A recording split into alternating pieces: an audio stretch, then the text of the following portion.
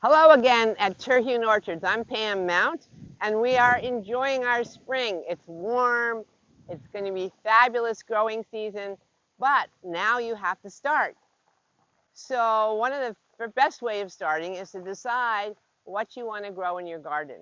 And there's of course a million choices. And it's your garden, you can do whatever you want.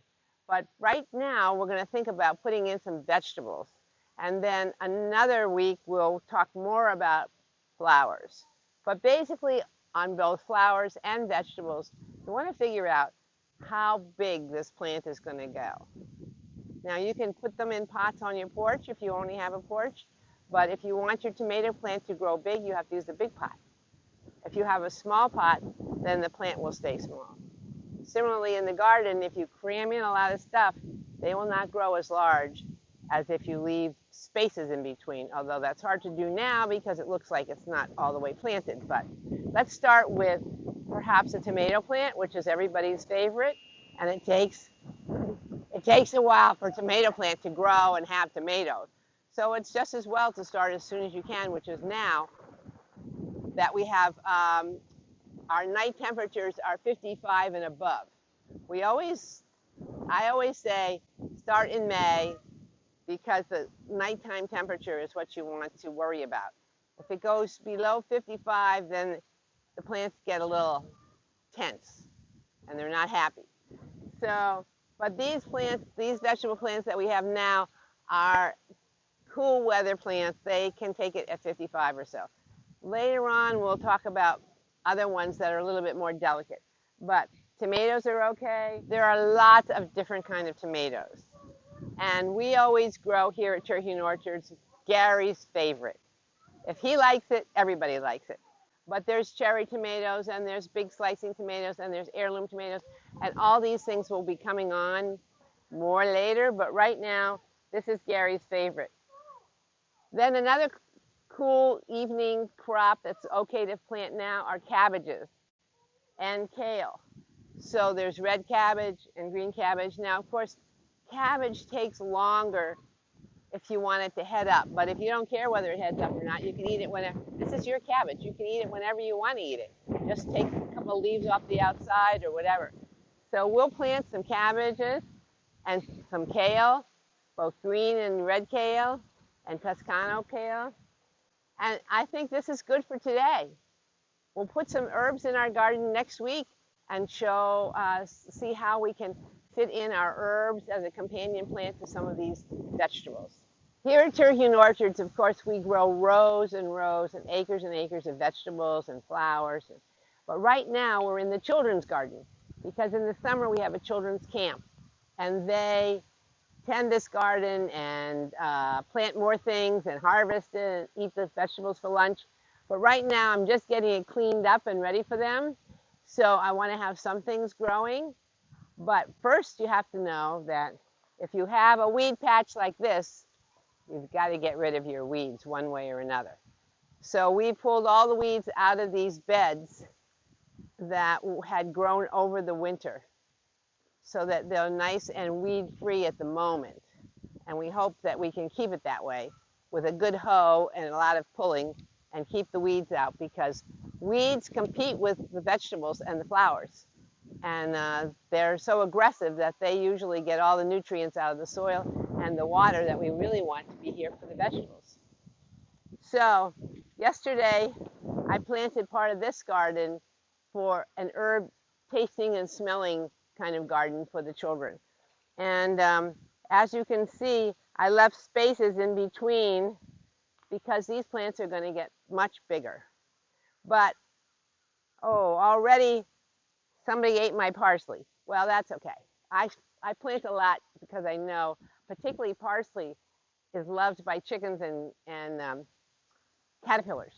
And we want a lot of caterpillars because we have a lot of birds and they're going to need to feed their babies caterpillars. So, but also I always throw in some flowers, mainly because I love flowers, but it jazzes everything up. So this is your garden. You can do whatever you want. You can put flowers or no flowers, all herbs or just vegetables, whatever it is. But you do need to space it out. So I have this pole, which is my tomato pole, which stays from year to year because it's too hard to put in another one. So we'll start with a tomato. And this, I expect this to grow quite large. It will grow up the pole. We'll tie it up as it goes so that it doesn't grow all down on the ground, which it could do, but then your tomato is sitting on the ground, and that rots the tomato much faster than if it's hanging up here in the air and doesn't get into the soil. So you've got this trusty trowel is an important piece of important tool, and you've got to dig a hole a little bit bigger. This is a 4-inch pot. Now, people say, oh, I want to grow everything by seed. Well, you missed the chance. You're supposed to grow your seeds like in the winter so that by now in May, they're big enough to plant. If you grow seeds now, you'll get the stuff next October or I don't know, some other kind of time. It takes a long time. So it's better just to, and anyway, actually seeds are expensive because if you have a small garden, you only need 2 or 3 plants. You don't need to have 50 tomato plants. If you get a whole seed packet, you get a lot of seeds. So, but then when you look at your plants and you see how all the roots are growing all around, that's very good. They're nice and white and clear looking. But I do like to open up the bottom just a little bit so that those roots know they're supposed to go down, not just go around. So down in the ground they go. And so you want the top of the pot to be the top of the ground again, same as it was in the pot. Maybe just a little bit more dirt around, and you gotta push it down so that there's no air pockets around the roots. Bingo! This is your tomato plant going up your tomato pole. So basically that's what we'll do now. Probably what I'll do is do different rows of each kind of kale and cabbage. But for just demonstration's sake, we'll just put one plant in, and then you can imagine how I'm sweating out here planting all the rest of them. So the hardest part is getting down and up.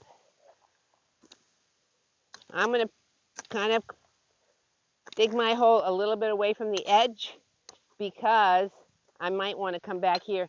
I love marigolds in my gardens too, and they're good companion plants, and they are supposed to keep things away from your tomatoes and stuff like that, like bugs and insects. But I'm not altogether sure that it really works, but that's okay. We'll try it anyway. So we'll put, they're pretty anyway, even if they aren't spectacular insect removers. So you're coming upon some roots that are in here from last year. These are crabgrass roots, and you want to try and get them out of there when you have a chance, because they'll start growing again and take over. See how this is all wrapped around there? So you want to open it up a little bit, and down it goes.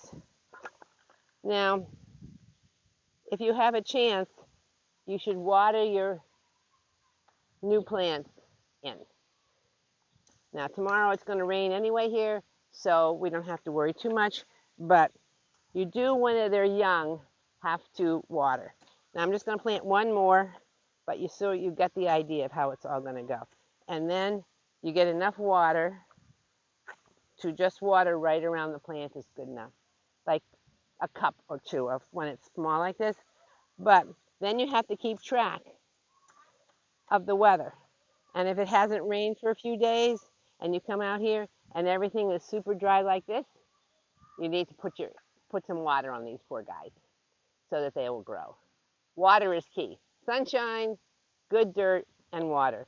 Now this garden has had mulch in it and compost, and so the dirt here is pretty good. We've had a garden going here for many years, but it doesn't hurt to, if you have compost, to mix that in with the soils when you're adding new plants, because the nutrients from the compost will make the garden grow better.